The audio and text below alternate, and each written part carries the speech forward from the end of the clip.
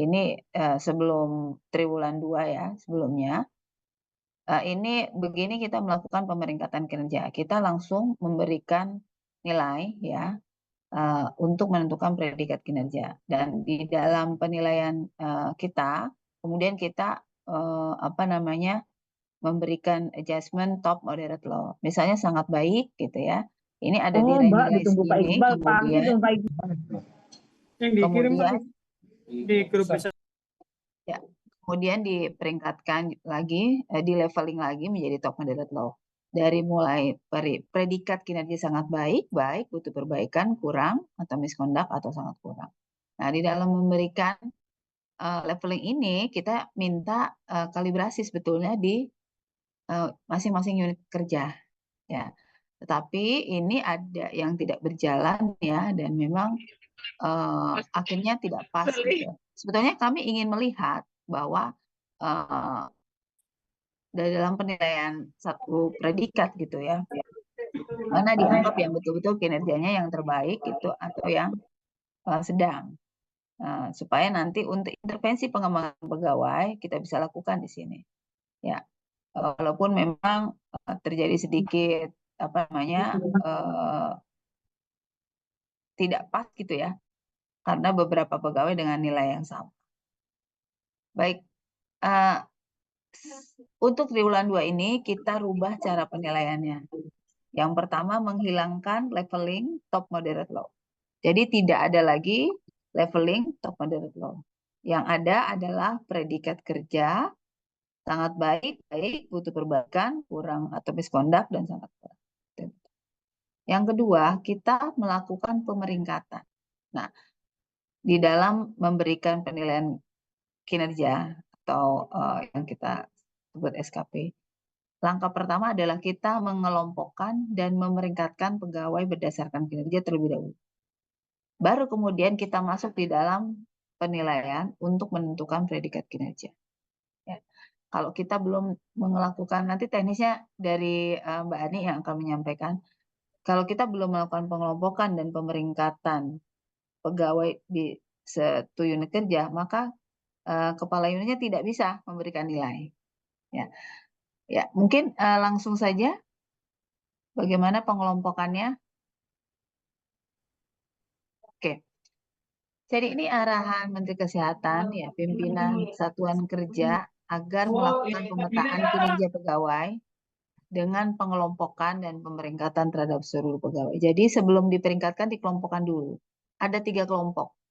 Yang pertama adalah pegawai yang memiliki hasil kerja dan perilaku di atas rata-rata, atau kita sampaikan high performance ya, yang betul-betul kinerjanya sangat baik gitu ya, dan perilakunya juga baik gitu ya. Ini di dalam kita kelompokkan dalam kelompok pertama. Kemudian kelompok kedua adalah pegawai yang memiliki hasil kerja dan perilaku rata-rata, gitu ya, yang biasa-biasa saja gitu ya. Kita kelompokkan di kelompok kedua. Kemudian di kelompok ketiga adalah pegawai yang memiliki hasil kerja dan perilaku di bawah rata-rata, atau kita istilahkan low performance ya. Nah, di dalam menentukan kelompok ini, menentukan 3 kelompok ini, tidak ada batasan jumlah atau presentasi dalam setiap kelompok pegawai. Jadi kepala unit kerja bebas. Mau yang di kelompok 1 ada 5 orang kah, 10 orang kah, itu bebas. Ya. Kelompok 1 berapa orang, kelompok 2-nya berapa, kelompok 3-nya berapa, itu diserahkan kepada kepala unitnya. Ya. Dan tidak juga berdasarkan prosentase. Jadi bebas, tidak ada misalnya yang kelompok 1 harus 10%, kelompok 3 10%, tidak demikian. Jadi dibebaskan ya, kepala unit kerja menentukan pegawai mana yang memiliki hasil kerja dan perilaku di atas rata-rata, pegawai mana yang rata-rata, pegawai mana yang low performance. Jadi kita lakukan pengelompokan terlebih dahulu dengan 3 kelompok seperti ini. Nah, kemudian setelah itu kita berikan peringkat di setiap kelompok. Jadi kalau misalnya nomor 1 ada 50 pegawai ya. Kita kelompokkan pegawai nomor 1 sampai 5 itu memang kita anggap di atas rata-rata ya, baik dari pelaku maupun pekerja. Kemudian dari 6 sampai misalnya 40, nah itu di perilakunya rata-rata dan seterusnya dan di bawahnya. Jadi otomatis akan ada pemeringkatan, kemudian pengelompokan. Nah, nanti saya sampaikan apa tujuannya. Lanjut. Nah, ini bisa juga seperti ini ya. Tapi nanti di dalam aplikasi, ini di aplikasinya nanti Mbak Ani yang bicara masalah teknis. Jadi misalnya daftar nama pegawai ABC sampai Z. Nah, kelompok 1 A, K, J. Itu ada 1, 2, 3 dan seterusnya. Kelompok 2 yang dianggap rata-rata ya, itu diperingkatkan lagi. Kelompok 3 yang dianggap low performance atau di bawah rata-rata juga diperingkatkan. Jadi Bapak Ibu lakukan ini dulu. Lakukan pemeringkatan pada setiap kelompok. Ya. Kemudian setelah itu ya, baru nanti Bapak Ibu akan melakukan penilaian kinerja. Ya. Nah, untuk pemeringkatan di dalam setiap kelompok ini nantinya akan dilakukan kolaborasi antar unit kerja. Jadi misalnya gitu ya, di kesekjenan, Biro OSDM dan Biro Umum gitu. Dan yang lainnya. Nanti itu akan dirapatkan di kesekjenan ya. Yang terbaik dari OSDM ini ada 15 orang. Nah, apakah nanti eselon 2 lain misalnya setuju? Ya. Nah, tapi ini kita tidak menghambat proses selanjutnya. Setelah Bapak Ibu kelompokkan seperti ini, baru kita masuk ke dalam penilaian predikat. Nanti di dalam penilaian predikat itu tentu saja yang menentukan adalah eselon 2 yang di kelompok 1 yang dianggap terbaik itu apakah mau dikasih sangat baik atau baik ya, yang nilainya tinggi, itu kami serahkan ke masing-masing unit kerja. Lanjut.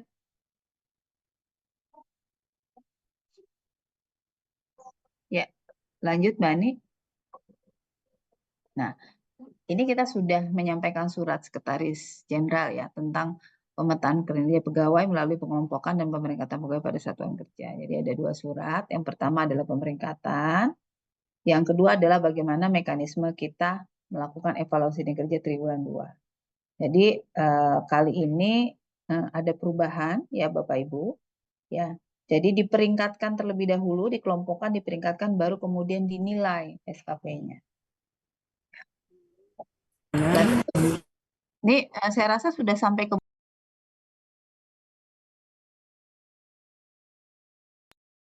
Oke, saya rasa surat ini sudah sampai ke Bapak Ibu ya. Ya, lanjut.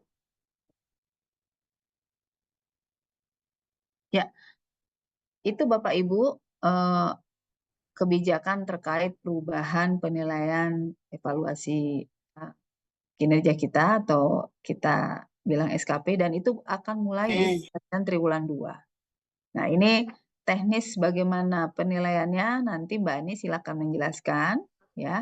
Dan juga terkait timing terhadap kapan batas waktu penilaian triwulan 2 ini harus selesai dilakukan.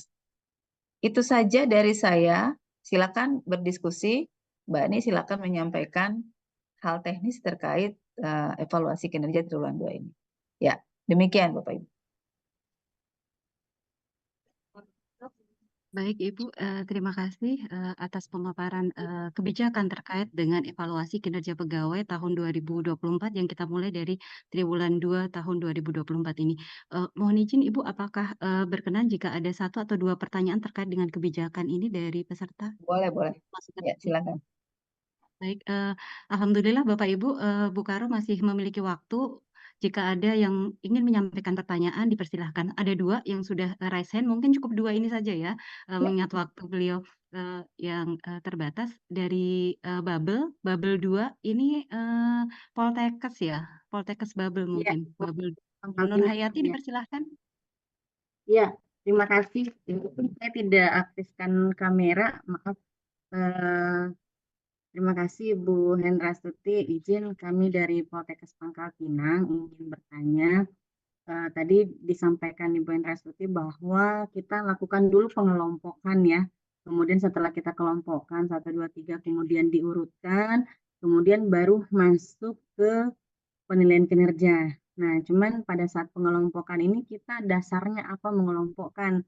Nah, sementara kan tadi kan dasar pengelompokan itu yang kinerjanya baik, yang kinerjanya ini. Jadi ada, maksud saya dasar penilaian pengelompokannya itu, Bu. Jadi jangan sampai subjektif pengelompokannya gitu, Bu. Terima kasih. Ya, baik. Terima kasih Ibu. Siapa tadi, Bu Nur Hayati ya? Memang kita tidak bisa terlepas dari subjektivitas kepala unit kerja ya. Nah, ini yang akan dilihat nanti pada saat kalibrasi sebetulnya. Nah, jadi pemeringkatan tadi atau pengelompokan lah pertama yang dilakukan kita adalah pengelompokan itu didasarkan kepada penilaian dari eselon 2 kepala unit kerjanya. Mohon maaf, kepala unit kerja masing-masing. Kepala unit kerja menentukan siapa yang akan di kelompok 1 berdasarkan kinerja di triwulan tersebut ya. Siapa yang berada di kelompok 2 dan siapa yang berada di kelompok 3 gitu. Nah, untuk kemudian nanti setelah diperingkatkan masuk kepada penilaian kinerjanya. Nah, di dalam penilaian kinerja ini harusnya yang kelompok 1 itu penilaiannya ada di atas ya. Saya tidak katakan bahwa dia harus sangat baik atau baik, tapi dia ada di atas. Kemudian di bawahnya adalah yang kelompok 2, kemudian yang di bawahnya kelompok 2 adalah yang kelompok 3. Di dalam melakukan pemeringkatan tentunya bisa mendapatkan pertimbangan dari kalau di pusat Katim ya. Ya, ini kita bisa mendapat pertimbangan. Tetapi ini sepenuhnya adalah kewenangan dari kepala unit. Kepala unit menentukan siapa yang ada di kelompok 1 dan bagaimana peringkatnya, kelompok 2 dan kemudian kelompok 3. Ya, demikian. Terima kasih, Bu. Terima kasih. Selanjutnya dari Poltekkes Aceh, Bu Rasidah, dipersilahkan. Baik, terima kasih Bu Ani. Assalamualaikum warahmatullahi wabarakatuh. Waalaikumsalam warahmatullahi wabarakatuh. Izin Bu Hendrastuti, sebenarnya pertanyaan saya kurang lebih seperti yang disampaikan oleh Bu Nur Hayati dari Poltekkes Pangkal Pinang tadi ya Bu.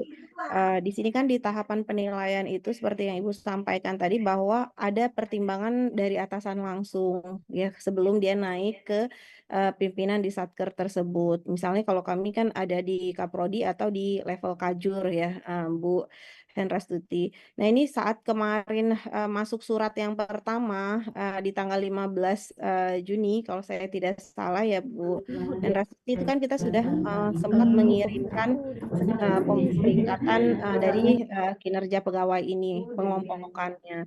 Nah, ini banyak sekali pertanyaan-pertanyaan yang terkait teknis yang ditanyakan oleh teman-teman Kajur dan Kaprodi terkait dengan apa kategori sehingga kita mengelompokkan mereka di kelompok 1, 2, dan 3. Nah, mungkin apa memungkinkan Bu Hendrastuti bila juga ini dibarengi dengan pedoman sehingga kami di Satker juga tidak sulit untuk mensosialisasi pengelompokan kinerja pegawai tersebut. Sehingga pertanyaan subjektivitas ini juga berulang-ulang disampaikan oleh atasan langsung di setiap unit gitu. Jadi jangan nanti ada pegawai yang merasa saat penilaian itu dilakukan tidak secara objektif tapi subjektif dari pimpinan tersebut saja.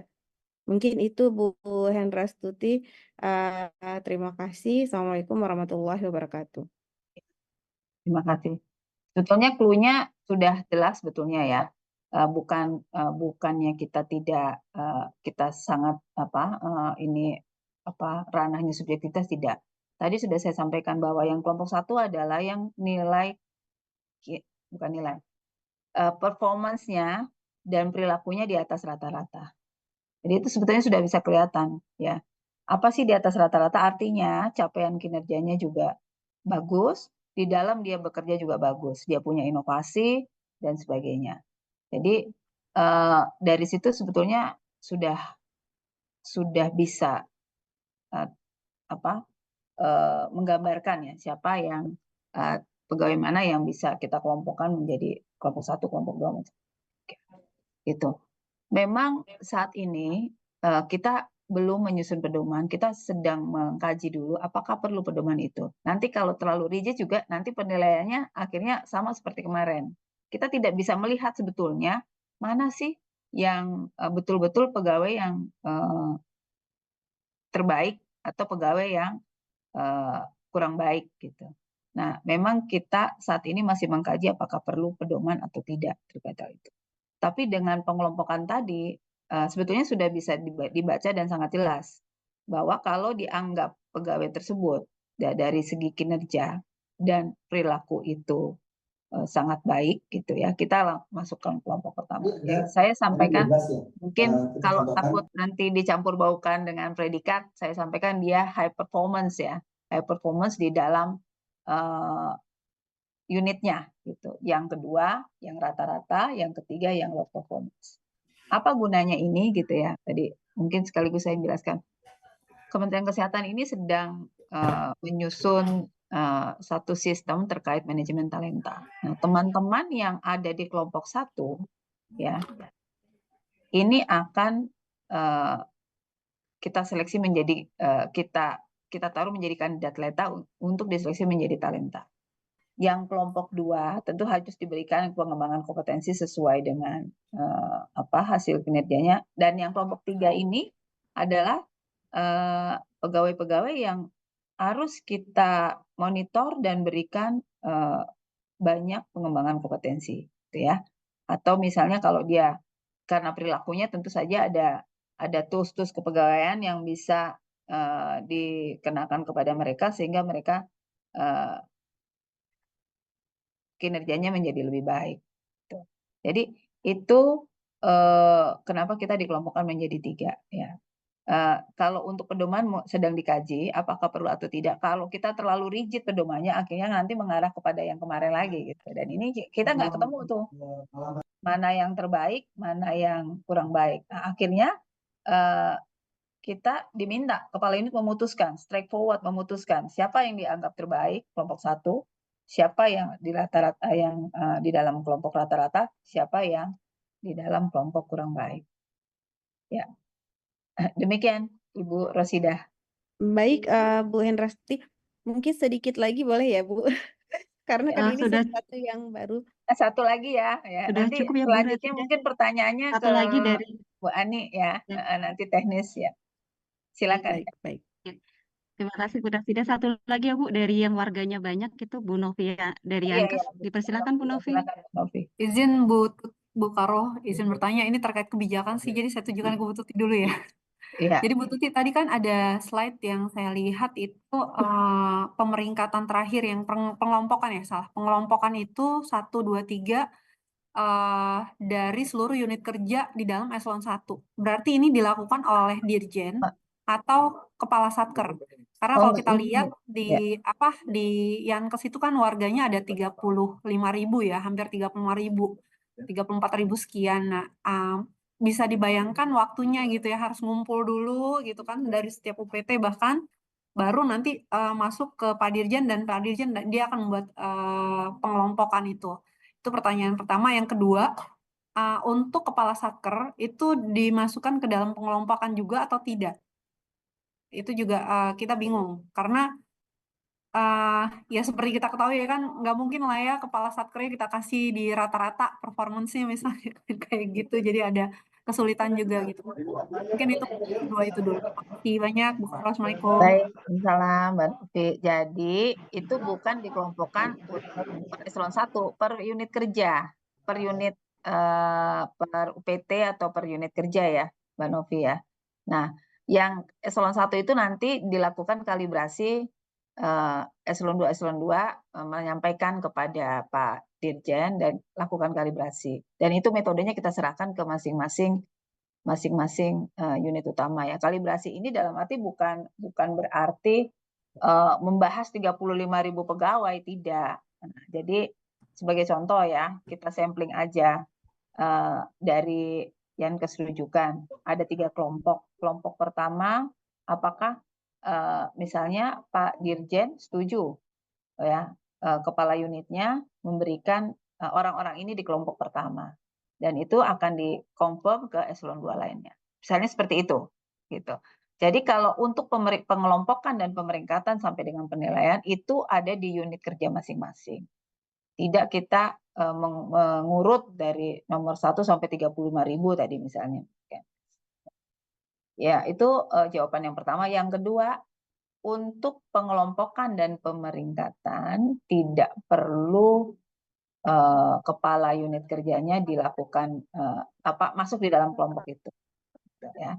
Jadi itu untuk di luar kepala unit kerjanya. Nanti kepala unit kerjanya yang menilai adalah Pak Dirjen ya? Iya, Pak Dirjen. Pak Dirjen, berarti nanti pemeringkatan dan pengelompokan performance tadi itu khusus untuk kepala satker semuanya di bawah Pak Dirjen ya? Khusus kepala satker. Nanti Nah, berarti untuk seluruh staf tersendiri. di bawah Ya. apa? Gimana, Bu? Ada kalibrasi tersendiri untuk kepala satker. Kalau yang tadi itu dilakukan untuk pegawai di masing-masing unit kerja tanpa kepala satker atau kepala unitnya diikutkan di dalam kelompok tadi. Ya, baik, makasih Bu. Ya. Tapi tadi satu pertanyaan lagi sebenarnya Bu Karo terkait pengkategorian dalam kelompok itu ya, karena kan di sana udah ada sangat baik, baik dan lain sebagainya. Tadi ada 5 kelompok penilaian kan sebenarnya. Kalau Bu Karo tadi bilang sebenarnya sudah tergambar, kalau saya membayangkan gambarannya dari situ, karena di situ kan udah ada angka nominalnya ya, ada angkanya berapa nilainya untuk yang sangat baik, baik dan sebagainya. Itu kita bisa kategorikan dia termasuk kelompok 1 atau 2 atau 3. Ya, mungkin Jadi, itu yang jadi mungkin kita sudah ditanyakan oleh banyak kan yang tanya kan satkernya Yankes nih Bu, warganya soalnya banyak. Jadi kalau misalnya dia punya kategori, kalau dia nilai sekian sampai sekian, itu masuk kelompok 1. Karena kan sebenarnya itu juga udah dari inti penilaian performance dari perilaku dan hasil kerja sebenarnya Bu Karo. Jadi kalau saya lihat sih itu kayak mengulang lagi terus mengkategorikan menjadi 3 kelompok gitu. Tadinya 5 kelompok dijadikan 3 kelompok gitu. Ya, jadi gini, yang pertama itu predikat ya yang baik, sangat baik dan sebagainya. Yang kelompok ini pendekatannya agak sedikit beda. Kenapa kami mau mengelompokkan dulu ya, terus diperingkatkan, kemudian baru masuk ke predikat. Karena dari ini evaluasi kita terhadap penilaian sebelumnya itu tidak seperti itu buktinya gitu. Jadi kita punya satker-satker yang memang nggak bisa kasih sangat baik. Ya, nggak tahu, saya nggak bisa kenapa. Pokoknya pelit aja lah nilainya ya, istilahnya nih kalau itu. Jadi semua pegawainya baik semua. Terus itu bahkan mungkin lebih dari 50% unit melakukan itu. Tidak juga memberikan nilai di bawah baik kepada pegawai-pegawainya. Jadi tidak ada efek apa-apa SKP itu di dalam untuk kita mengevaluasi pegawai atau evaluasi kinerja pegawai. Sehingga kita sedikit mendrive unit-unit, kita kelompokkan dulu gitu ya. Kelompokkan dulu baru masuk dalam predikat. Yang akan nanti kita intervensi adalah karena dilakukan pengelompokan tadi. Gitu. Kita akan temukan di dalam, nggak mungkin lah di dalam satu unit itu nggak ada nilainya semuanya baik semua, ya. Dan kepala unit enggak, karena mungkin biar aman gitu ya, tidak memberikan evaluasi yang sesungguhnya gitu. Ya, jadi kita paksa dikelompokkan dulu, diperingkatkan, baru kemudian dilakukan predikat. Nah, predikatnya ini kita serahkan, bisa saja yang walaupun dia 1 sampai 5 dia adalah high performance, belum tentu dia ada di sangat baik gitu ya. Tapi tentu saja dia akan di peringkat atas ya walaupun dia baik misalnya. Demikian juga yang di low performance tadi. Ya, tidak serta-merta yang low performance tadi ada di kelompok di bawah baik gitu. Ya, kami harapkan itu jadi lebih objektif sebetulnya kalau sudah mengarah ke sana. Tetapi dengan adanya pengelompokan ini kita bisa memetakan siapa yang memang kinerjanya terbaik di unit tersebut. Siapa yang rata-rata, siapa yang kurang baik. Sehingga kita bisa melakukan intervensi untuk gimana meningkatkan semua kinerja pegawai dari semua golongan tadi. Kalau yang sekarang terus terang aja dari hasil evaluasi dari statistik kami sudah membaca ini, kita tidak bisa, pasti bias kalau kita lakukan intervensi, dan kita tidak mau intervensi kita tidak mengena ya untuk perbaikan. Jadi memang intervensinya akan spesifik kepada masing-masing ya yang kompetensi ataupun orang yang dari beberapa jenis performance tadi. Gitu, Mbak Novi. Ya, mungkin dari saya barangkali mohon maaf karena keterbatasan waktu, saya harus rapat yang lain. Mohon maaf bisa saya cukupkan, nanti dilanjut sama Mbak Ani. Tapi kalau Bapak Ibu ya Mbak Ani, kalau ada yang mau bertanya terkait kebijakan boleh juga WA ke Mbak Ani atau ke saya. Demikian ya Bapak Ibu ya. Terima kasih atas kehadirannya. Izin saya pasif ya Mbak Ani ya. Ya, Ada. kita Kasih Bu Karo, makasih terima penjelasannya. kasih Bu Terima Karo kasih, terima kasih. atas pemaparan, kemudian sesi diskusi yang sudah disampaikan Bu Karo. Terima kasih. Selanjutnya Bapak Ibu sekalian mohon izin kami akan melanjutkan terkait dengan bagaimana mekanisme evaluasi kinerja pegawai mulai dengan triwulan 2 tahun 2024 yang saat ini sama-sama kita sedang hadapi, menindaklanjuti juga kebijakan yang tadi sudah dipaparkan oleh Ibu Kepala Biro, kebijakan mengenai pemetaan kinerja dengan adanya pengelompokan dan pemeringkatan dalam 3 kelompok. Izin saya akan share screen ya Bapak Ibu.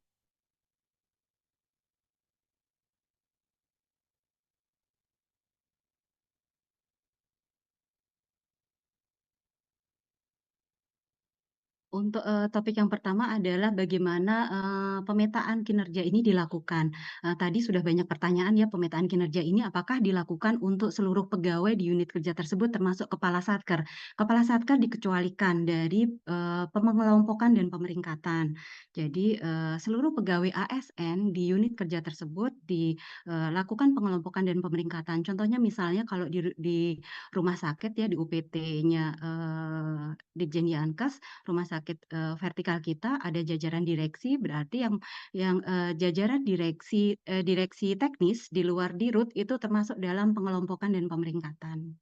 Nah, selanjutnya ini seperti yang tadi sudah disampaikan oleh Bu Karo, untuk teknisnya Bapak Ibu sekalian, daftar nama pegawai dalam satu unit kerja kami sudah sediakan menu nanti di aplikasi e-kinerja pada akun kepala satuan kerja, pada menu evaluasi ada submenu pemetaan kinerja. Pada submenu pemetaan kinerja nanti Bapak Ibu dapat ekspor data, mengunduh data format dalam bentuk Excel seluruh nama pegawai pada unit kerja tersebut kecuali kepala satker, kemudian silahkan dilakukan pengelompokan dengan kategori kelompok 1, 2, atau 3, ada kolom kelompoknya dan ada kolom peringkatnya. Pemeringkatan dilakukan terhadap masing-masing kelompok ini. Selanjutnya, hasil dari pemeringkatan dan pengelompokan tadi diunggah pada menu e-kinerja juga pada submenu yang sama. Jadi submenu pemetaan ada 2 kolom, ada kolom ekspor data dan kolom unggah. Silahkan nanti diunggah. Unggahnya harus sesuai dengan format yang sudah kami sediakan juga tersebut. Jadi format yang tadi diunduh nanti diunggah ke aplikasi e-kinerja melalui akun kepala satker masing-masing. Nah, ini secara teknis nanti jadi prosesnya Bapak Ibu, mohon maaf ya, dalam 2 hari ini, 2 atau 3 hari ini kami mematikan menu untuk evaluasi kinerja untuk persiapan ini. Jangan sampai nanti yang berproses semakin banyak nih.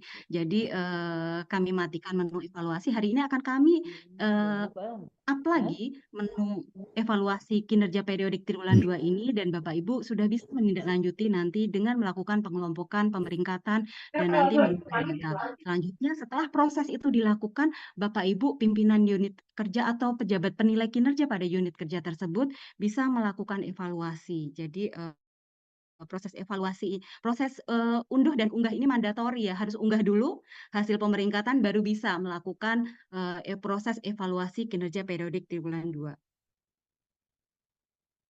Jadi sebenarnya yang kemarin untuk input realisasi dan pemberi pertimbangan selama ini tidak terputus maksudnya. Siklus itu tetap bisa dilakukan, proses itu tetap bisa dilakukan. Yang kemarin kami off-kan adalah menu evaluasi. Mohon maaf Bapak Ibu, apakah bisa di-mute?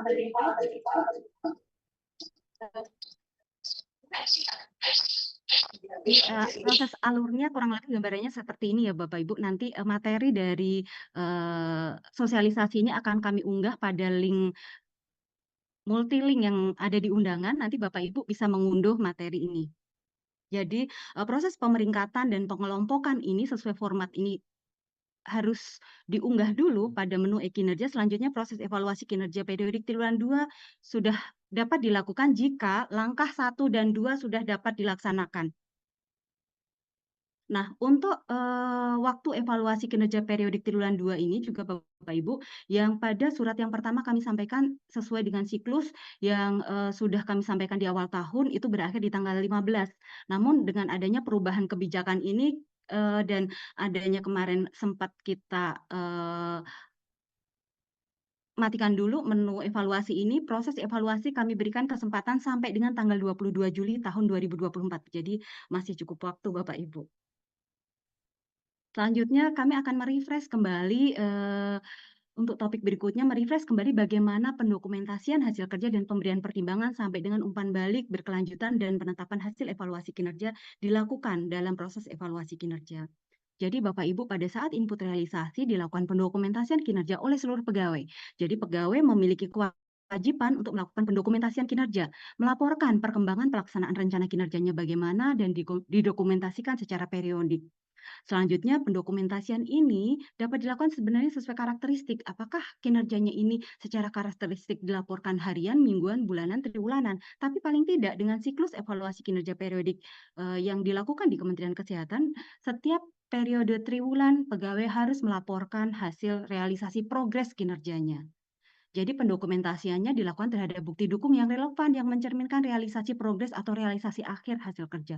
Apakah misalnya pada bulan Juni ini realisasinya sudah 50%, tergantung apakah memang progresnya sudah 50%, apakah indikatornya memang capaiannya itu berupa persentase. Jadi bisa saja progresnya itu berupa tahapan ya Bapak Ibu. Misalnya outputnya dari hasil survei kepuasan pasien misalnya dengan target skala 4.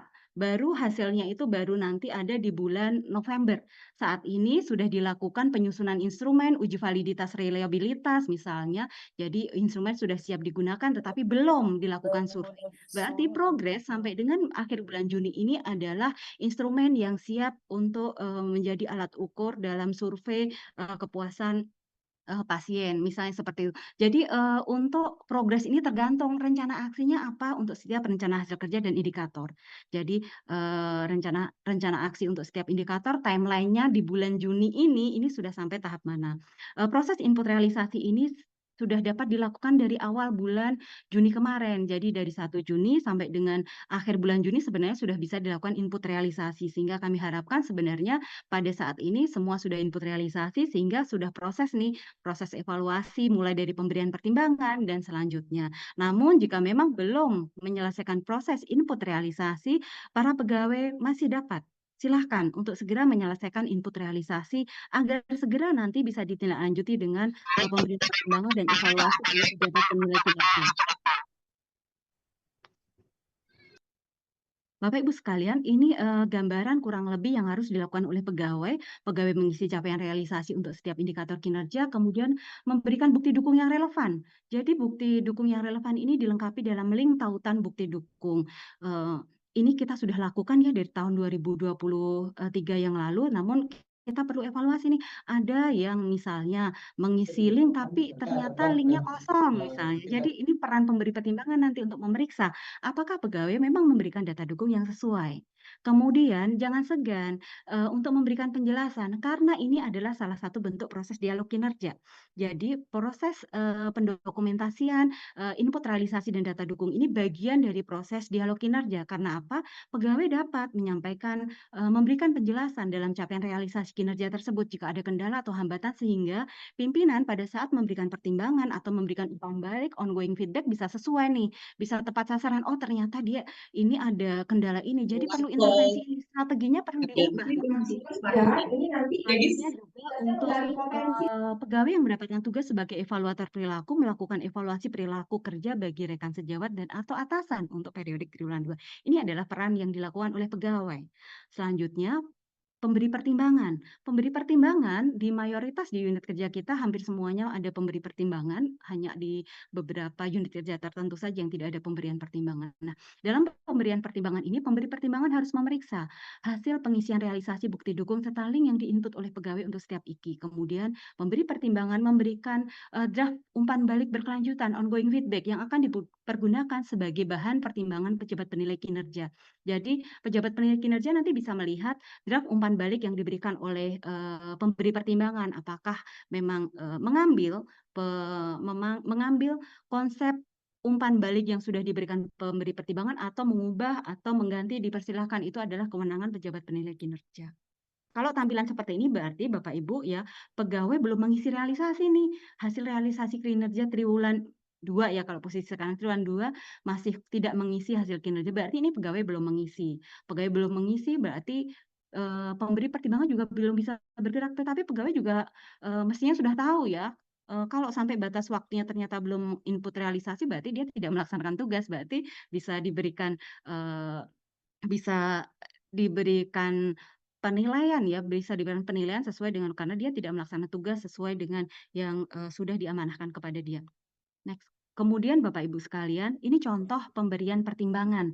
Nah, dalam pemberian pertimbangan ini, umpan balik ini bisa berupa apresiasi, bisa berupa masukan, bisa berupa saran untuk perbaikan kinerja. Ini adalah salah satu proses perubahan budaya yang ada saat ini. Bagaimana pegawai juga dapat menerima masukan, saran, apresiasi ini melalui proses evaluasi ini. Jadi evaluasi bukan sekedar menilai, bukan sekedar performance appraisal saja, tetapi bagaimana pegawai diharapkan mengalami pengembangan kinerja ke depan lebih bagus lagi. Terima kasih, selanjutnya lakukan bla bla bla bla misalnya. Secara keseluruhan hasil kerja sudah cukup memuaskan, tapi agar lebih diperhatikan terkait ketepatan waktu misalnya. Ini masukan dari pimpinan. Jadi Bapak Ibu mohon juga jika menerima umpan balik dari pimpinan ini, mohon kelapangan hatinya. Jika memang ada pertanyaan, silahkan dilakukan dialog dengan pimpinan. Jadi ini adalah umpan balik dari pimpinan agar kinerja kita lebih baik lagi. Kok saya diberikan umpan balik seperti ini ya oleh pimpinan ya? Saya kenapa ya? Apa yang dilihat pimpinan? Misalnya Bapak Ibu memiliki kegelisahan seperti itu, silahkan lakukan dialog dengan pimpinan agar clear antara pimpinan dengan pegawai, ekspektasi pimpinan tuh bagaimana terhadap kinerja kita dalam 1 tahun ini. Ternyata yang sudah saya itu belum pas, pimpinan tuh maunya ini, misalnya seperti itu. Kemudian contohnya lagi, secara keseluruhan hasil kerja sudah cukup memuaskan. Ini adalah bentuk apresiasi ya dalam memberikan layanan. Namun agar lebih diperhatikan lagi terkait bla bla bla bla, memberikan respon terhadap keluhan. Penyelesaian rancangan sistem pengelolaan layanan kefarmasian secara cepat melampaui ekspektasi saya. Pertahankan dan segera tindak lanjuti dengan koordinasi dengan tim SIRS. Misalnya ini contoh ya, contoh-contoh apresiasi yang diberikan oleh pemberi pertimbangan atau pejabat penilai kinerja, karena ini nanti akan pemberian pertimbangan yang dilakukan oleh pemberi pertimbangan akan muncul pada akun pejabat penilai, dan ini bisa diambil ataupun diganti ataupun diubah, itu otoritas pejabat penilai. Jadi dalam umpan balik ini bisa diberikan apresiasi, saran, masukan untuk perbaikan kinerja seorang pegawai. Misalnya konsep pedoman yang disusun sudah sesuai dengan NSPK, namun masih diperlukan lagi sedikit perbaikan. Contohnya demikian. Nah, selain dengan terkait dengan hasil kerja, pada aspek perilaku kerja juga bisa dilakukan pemberian umpan balik ini. Terima kasih telah tanggap bersedia turun tangan dengan cepat memberikan pelayanan optimal misalnya. Atau bagus sekali karena mengajak pegawai di bawahnya mengutamakan pelayanan yang ramah, misalnya dalam aspek berorientasi pelayanan. Sudah baik dalam memberikan pelayanan dengan cekatan, tapi tingkatkan lagi dari aspek keramahan. Ini adalah ongoing feedback ya Bapak Ibu, agar pegawai tahu, oh ternyata saya ini kurang ini loh, saya ini perlu ini lagi untuk nanti berkinerja lebih baik lagi, untuk perbaikan kinerja ke depan. Jadi umpan balik ini diperlukan pegawai agar pegawai dapat meningkatkan kinerjanya lagi ke depan dengan lebih baik lagi. Contohnya lagi misalnya, bagus sekali selalu mengingatkan rekan kerja untuk memberikan pelayanan yang maksimal. Terima kasih seringkali membantu rekan kerja. Ini adalah umpan balik terkait dengan contoh-contoh umpan balik yang diberikan oleh pimpinan terkait dengan perilaku kerja. Tingkatkan lagi kemampuan menciptakan lingkungan yang kondusif misalnya. Itu adalah contoh untuk nanti ke depan agar dia lebih baik lagi pada harmonis. Nah, Bapak Ibu kurang lebih itu umpan balik ya yang diberikan, contoh-contoh umpan balik yang diberikan oleh pemberi pertimbangan nanti dengan adanya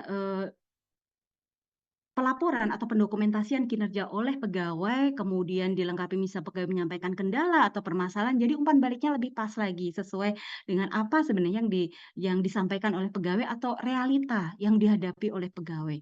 Jadi pada menu saat ini peran pemberi pertimbangan ini adalah membantu pejabat penilai kinerja dalam memberikan pertimbangan umpan balik. Contohnya tadi sudah saya berikan beberapa contoh ya, pertimbangan umpan balik hasil kerja dan perilaku kerja. Kemudian memberikan rekomendasi predikat kinerja dan nilai. Ini adalah rekomendasi dari pemberi pertimbangan. Kemudian untuk melakukan ini, pemberi pertimbangan harus memeriksa capaian realisasi dan bukti dukung yang relevan untuk setiap indikator kinerja. Harus ada Dan memberikan pertimbangan untuk setiap indikator kinerja individu dan setiap perilaku. Dan nanti dari umpan balik pertimbangan-pertimbangan umpan balik baik dari aspek hasil kerja dan aspek perilaku kerja ini akan terlihat pada saat pada akun pejabat penilai, sehingga dapat menjadi pertimbangan apakah pejabat penilai akan mengambil itu atau tidak. Kemudian memberikan rekomendasi atau usulan predikat kinerjanya apakah direkomendasikan atau diusulkan ya, ini usulan dari pemberi pertimbangan, tapi otoritas ada di pejabat penilai. Usulannya misalnya mulai dari sangat baik, baik, butuh perbaikan, kurang atau sangat kurang, dengan nilai sesuai dengan rentang pada masing-masing predikat kinerja. Dan tadi sudah disampaikan oleh Ibu Kepala Biro bahwa sekarang sudah tidak ada layering lagi untuk setiap predikat kinerja ini, tidak ada layering lagi. Yang dilakukan cukup usulan predikat dan usulan nilai. Nah, Bapak Ibu sekalian, untuk proses evaluasi kinerja dilakukan oleh pejabat penilai kinerja, pejabat penilai kinerja Bapak Ibu adalah seluruh pimpinan unit kerja. Kalau di unit kerja kita yang sudah mengalami restrukturisasi, hampir semua sudah mengalami restrukturisasi, rata-rata hanya ada pimpinan unit kerja kalau di unit pelaksana teknis dan Kasubag-Kadum misalnya, atau Kabag. Jadi kalau pegawai-pegawai di bawah Kasubag atau di bawah Kabag, maka pejabat penilainya adalah Kasubag atau Kabag itu. Tetapi pegawai di luar itu semua adalah dinilai oleh pimpinan unit kerja, pimpinan satuan kerja masing-masing, ataupun misalnya pimpinan unit kerja di kantor pusat ya, para eselon 2 kalau di kantor pusat, tapi kalau di UPT bermacam-macam, bisa ada unit kerja yang kita yang eselon 3, eselon 4, mereka adalah pejabat penilai kinerja.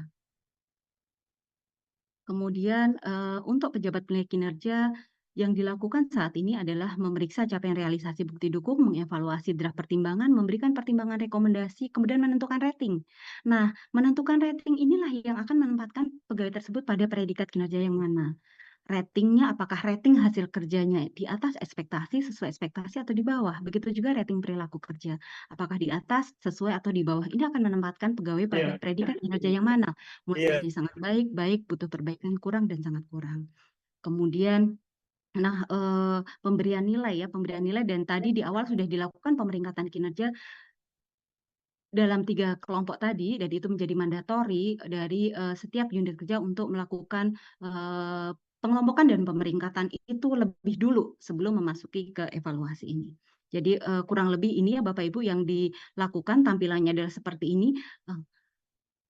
Kalau pemilihan rating hasil kerjanya ini salah misalnya, mestinya mau masukin ke baik, tetapi dipilihnya rating hasil kerjanya itu di bawah ekspektasi, perilaku kerjanya sesuai ekspektasi, dia pasti akan masuk ke butuh perbaikan. Di sini yang predikat kinerja ini secara otomatis sesuai dengan pilihan rating hasil kerja ataupun rating perilaku kerja. Jadi dengan memilih rating hasil kerja, rating perilaku kerja ini oleh pejabat penilai, maka akan menempatkan pegawai pada predikat kinerja yang mana. Jadi kolom predikat ini otomatis oleh sistem, kemudian nilai, ini pemberian nilai sesuai dengan rentangnya ya, rentangnya untuk sangat baik, baik, butuh perbaikan, kurang, dan sangat kurang. Kemudian juga catatan rekomendasi ini menjadi mandatori juga, ini adalah amanah dari Permenpan 6, rekomendasinya ke depan seperti apa nih? Apakah ke depan agar misalnya meningkatkan kinerja lagi yang dengan lebih baik lagi, agar misalnya selalu memantau perkembangan berita hoax misalnya, atau memberikan respon yang lebih cepat lagi terkait dengan keluhan pelanggan misalnya. Ini adalah otoritas pejabat penilai. Kemudian ini tanggal evaluasinya. Outputnya adalah ini ya Bapak Ibu, ada 2 outputnya. Kalau dari hasil evaluasi tadi sudah dilakukan, maka pada menu pegawai akan muncul hasil evaluasi kinerja yang isinya ada umpan balik tadi seperti rapot anak-anak SD sekarang ya, umpan balik untuk setiap indikator, kemudian ada rating hasil kerja, rating perilaku kerja, ada predikat kinerja, kemudian ada konfirmasi, respon persetujuan atau keberatan terhadap hasil evaluasi ini. Jadi para pegawai akan memberikan respon. Apakah menyetujui atau tidak setuju terhadap hasil evaluasi yang sudah diberikan. Nah, hasil evaluasi itu bentuknya predikat kinerja ya Bapak Ibu. Jadi predikat kinerja apakah sangat baik, baik, butuh perbaikan, kurang, dan sangat kurang. Kalau Bapak Ibu ingin klarifikasi terkait dengan umpan balik yang diberikan, silahkan lakukan dialog kinerja. Atau sebelum menyampaikan misalnya kok seperti ini ya, apa sebenarnya yang diharapkan oleh pimpinan terhadap saya, silahkan lakukan dulu dialog kinerja dengan pimpinan agar clear nih ekspektasi pimpinan terhadap kita apa sebagai pegawai untuk kita mendukung tercapainya kinerja organisasi atau tercapainya kinerja pimpinan kita.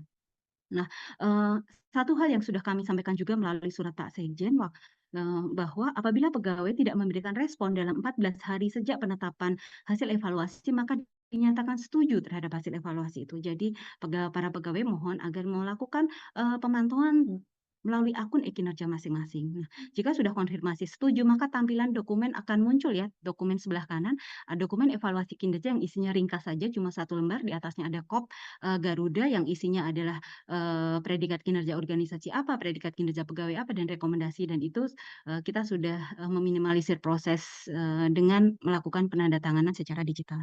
Kurang lebih ini Bapak Ibu penjelasan teknisnya terkait dengan evaluasi kinerja periodik triwulan 2 tahun 2024 saat ini yang kita sudah mulai berjalan dari awal bulan Juli ini.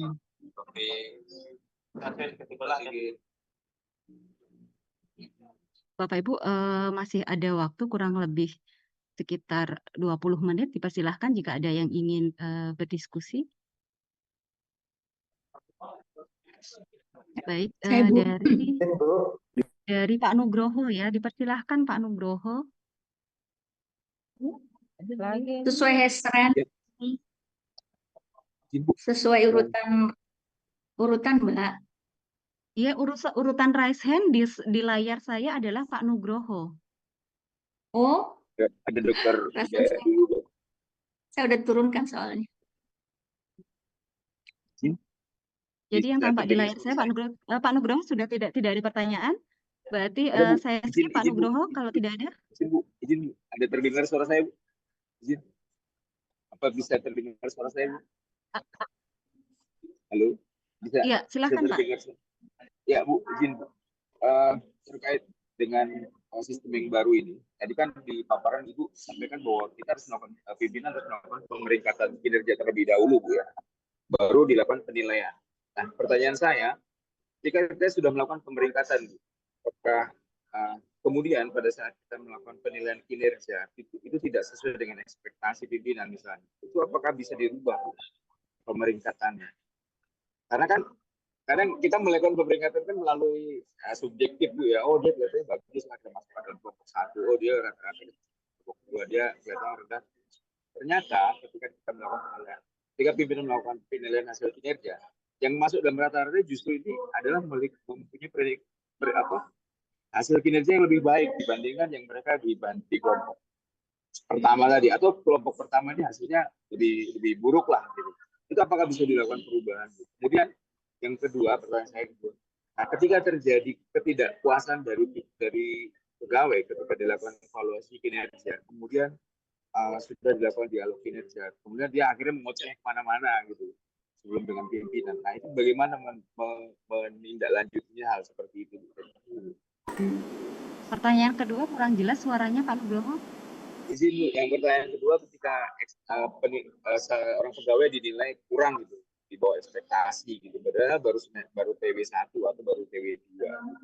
Nah kemudian dia marah gitu, dan dia merasa tidak terima gitu.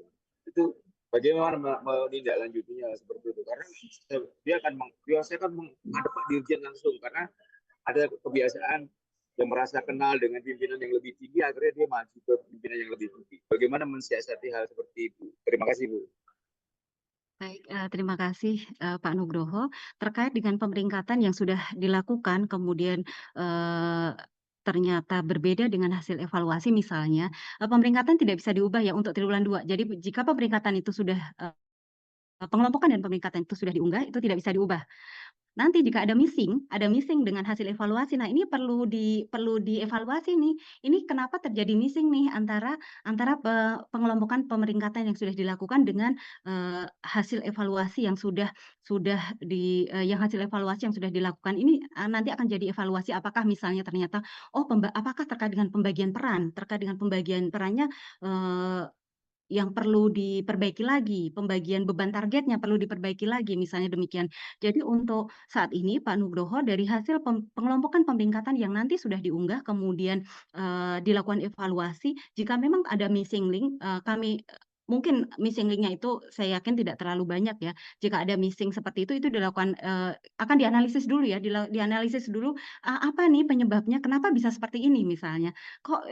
Karena kan dalam melakukan pengelompokan dan pemeringkatan tadi sudah disampaikan oleh Ibu Kepala Biro, pimpinan pasti akan melihat ya, akan melihat bagaimana pegawai itu tentu mungkin pimpinan memerlukan pertimbangan juga misalnya dari ketua tim kerja misalnya, sehingga mengelompokkan pegawai dalam 3 kelompok dan masing-masing itu dilakukan pemeringkatan. Pasti masing-masing juga ada justifikasinya terkait hal itu. Nanti jika ditemukan ternyata ada satu hal yang miss, itu nanti dilakukan analisis kenapa sih, penyebab apa sih yang terjadi. Jadi perlu elaborasi lagi. Kita tidak bisa tebak-tebak buah manggis kenapa ini terjadi seperti itu. Untuk pertanyaan kedua, terkait dengan yang tadi marah-marah ya Pak ya. Sudah dilakukan dialog tidak Pak itu Pak? Masih mute Pak Nugroho? Ya, kita sudah coba lakukan dialog antara pimpinan dengan yang bersangkutan, tapi pimpinan akhirnya mentok dulu karena saya akan menghadap dengan atasan yang lebih tinggi karena merasa kenal dan lain sebagainya. Akhirnya pimpinan kembali kepada subjektivitas tadi kan, ya sudah Pak, kita coba untuk perbaiki dengan catatan dilakukan challenge. Anda harus melakukan pekerjaan dalam 3 bulan ini akan saya pantau. Tapi 3 bulan berikutnya bagus, tapi 4 bulan 5 bulan berikutnya kembali lagi seperti itu. Bagaimana mensiasati hal-hal seperti ini? Terima kasih. Ya, ini sebenarnya dalam proses evaluasi kinerja periodik ini sebagai tahap pemantauan ya, kemudian memberikan masukan saran ke pegawai agar nanti berkinerja lebih baik lagi. Nah, jika memang ditemukan pegawai ternyata dari hasil evaluasi dan dia mendapatkan predikat kinerja yang kurang dari pada periodik triwulan 2, mungkin memang pasti 1-2 ada yang menyatakan ketidakpuasan. Silakan dilakukan dialog dulu, diberikan penjelasan kenapa ini dan apa sebenarnya harapan dari pimpinan. Seharusnya Bapak atau Ibu itu seperti ini, tetapi ini buktinya, ini realitanya seperti ini. Atau misalnya hasil kerja yang ditargetkan seperti ini, kenapa seperti ini? Atau perilakunya, misalnya sering hilang di tengah-tengah kerjaan misalnya, atau juga Bapak Ibu mohon izin ya, jika memang pegawai-pegawai kita ada yang sudah melanggar etik, melanggar penegakan disiplin, malah udah ditetapkan misalnya terkait dengan pelanggaran-pelanggaran etik, tetapi kok ternyata hasil evaluasinya baik-baik saja, padahal secara etik udah ditetapkan nih perilakunya misalnya seperti itu. Mestinya itu jadi pertimbangan ya pada saat melakukan evaluasi kinerja untuk pegawai-pegawai yang memang sudah terbukti melakukan pelanggaran etik, melakukan beberapa hal ya, itu di proses disiplin juga sudah itu kami temukan kemarin tuh beberapa missing juga Pak, Bapak Ibu. Jadi secara etik sudah dinyatakan nih dijatuhi hukuman disiplin gini-gini, tapi kok perilakunya di sini tetap dinyatakan baik ya, padahal sudah terbukti seperti itu. Nah, jika kembali lagi yang tadi disampaikan Pak Nugroho, jika memang pegawai tadi keberatan, memang akan dibawa ke atasan. atasan pejabat penilai. Jadi pegawai tadi ya tidak bisa semena-mena hanya menyampaikan saya kenal atau dekat dengan sesuatu, tetapi data dukungnya apa sih dia menyampaikan hal itu gitu, bukan menyampaikan kedekatan ya, tetapi data dukungnya apa sih dia menyampaikan bahwa kinerja dia bagus, perilaku dia kerja bagus gitu, apa gitu. Dia harus menyampaikan buktinya. Dan nanti dari bukti itu yang dibawa ke atasan pejabat menilai, misalnya dibawa ke Pak Dirjen, apakah nanti Pak Dirjen akan memutuskan memperkuat penilaian yang sudah dilakukan oleh Bu Direktur misalnya, atau akan memberikan persetujuan terhadap keberatan yang diberikan oleh pegawai tersebut, sehingga akan mengubah hasil evaluasinya. Itu adalah otoritas atasan. Kalau sudah atasan itu sudah final. Jadi keputusan keberatan itu berakhir pada atasan pejabat penilai menjadi keputusan final yang sudah tidak bisa diubah-ubah lagi. Demikian Pak Nugroho. Terima kasih, Bu. Jadi nggak masalah, Bu, ya kita nilai di TW2 misalnya di luar ekspektasi, kemudian Iya, dia kalau akan memang realitanya melakukan seperti itu. perlawanan dan lain sebagainya, silakan aja gitu. Ada Iya. di tingkat pimpinan lagi, ya. Terima kasih, Bu. Terima kasih. Terima kasih Pak Nugroho.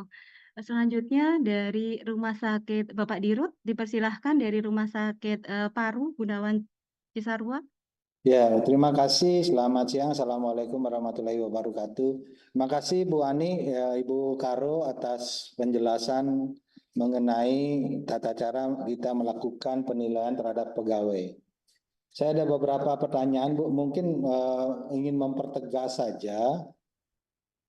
Yang akan saya kerjakan mungkin sudah ditanyakan oleh teman-teman yang lain tadi. Saya justru bertanya sebelum kita masuk ke dalam pengelompokan, Bu. Selama ini kita kan hanya di bawah ekspektasi, di atas sesuai ekspektasi dan di atas ekspektasi. Nah, artinya seseorang itu kalau dikatakan pada range berapa, kalau pendapat saya, range berapa sih orang itu sesuai ekspektasi?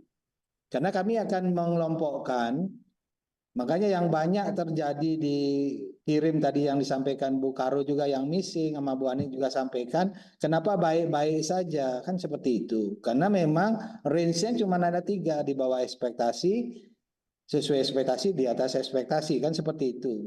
Nah sekarang yang menjadi pertanyaan saya tadi, antara seseorang yang dikatakan 110 sampai 120, misalnya dia berada di 110 atau 90 sampai 109, misalnya dia 103 di dalam penilaian yang dilakukan oleh pegawai. Target misalnya dia dalam trimester 1 itu 80, dia bisa 82%. Pencapaiannya itu kan berarti dia seperti apa juklisnya. Jadi saya sebagai penilai itu bisa tahu bahwa si A yang saya nilai itu dia ada di range 102 misalnya.